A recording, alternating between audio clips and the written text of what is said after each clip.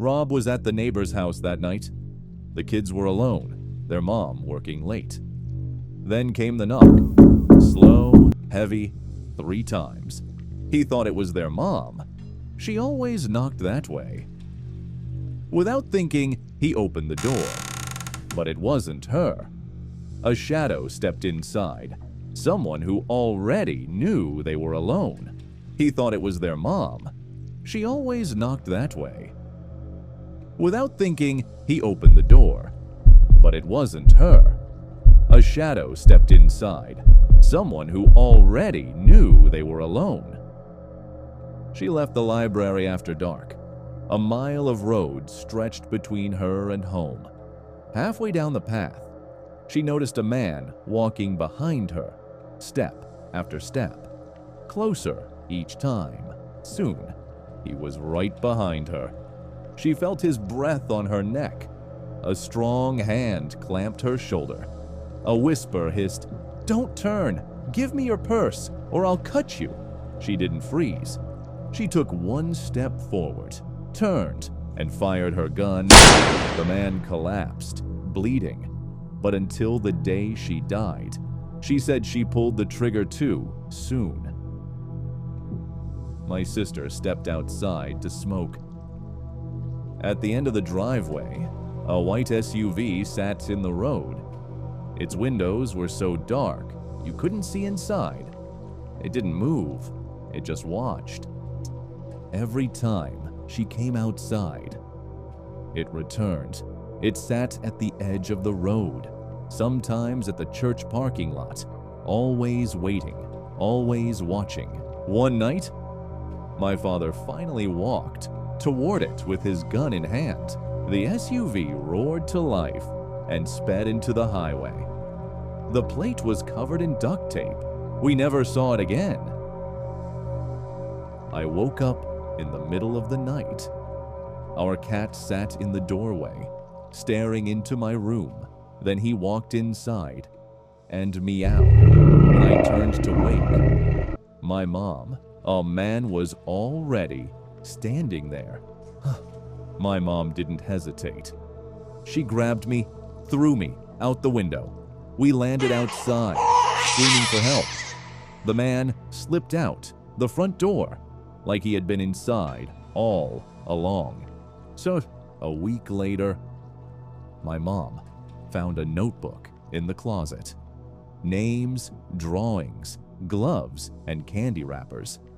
Police believed he had been hiding inside the apartment, waiting for us to sleep.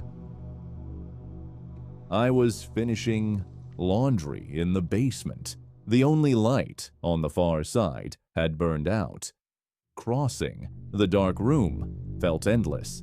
Halfway through, the silence broke. A laugh echoed behind me, raspy, like a witch who had smoked for 50 years. Ha ha ha! I ran for the stairs without looking back. Later, I told no one. The bulb was replaced, but the sound never came again. Sometimes I wonder if it's still waiting in the dark. So, Minji was tutoring a high school boy late into the night. The buses had stopped running. He begged her to let him stay until morning. Reluctantly, she agreed. She lay in bed. He stretched out on the floor beside her. The room felt too quiet, too close. Every sound made her heart race. That night passed without sleep. Nothing happened, but she never forgot the unease. Years later, she still regrets letting him stay. Driving late at night, I saw 2 bodies lying in the road. A car with its lights off stood nearby. For a second, I thought about stopping, but Something felt wrong. I swerved hard, driving past them. In the mirror, the bodies began to rise. From the tall grass on both sides, dozens more figures appeared. It was a trap. I hit the gas and never slowed until I reached the highway. To this day, I wonder what would have happened if I had stopped. We were night fishing by the James River. A fire burned quietly, and the group talked softly.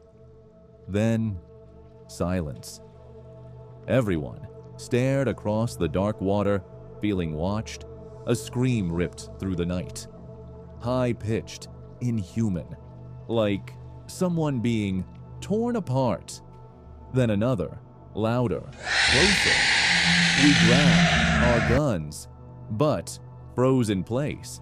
The third scream came, but this time from our side. Bushes shook just a yard away. We ran for the trucks, leaving everything behind. To this day, no one knows what was in those woods.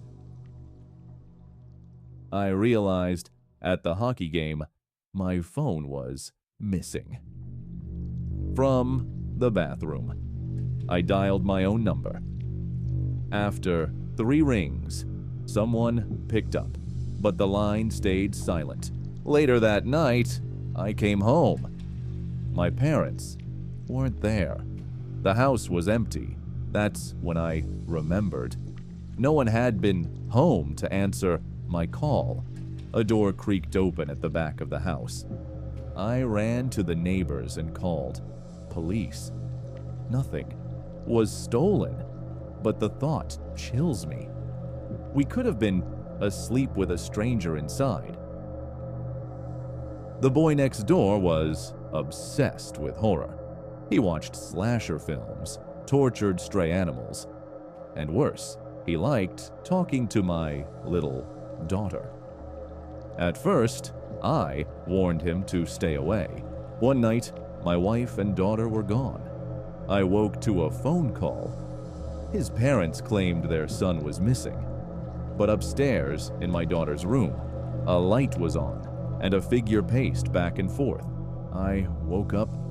The house was silent. A shadow moved in the corner of my room. The phone rang, but no one was there. Footsteps echoed, closer and closer. To this day, I never found out who it was.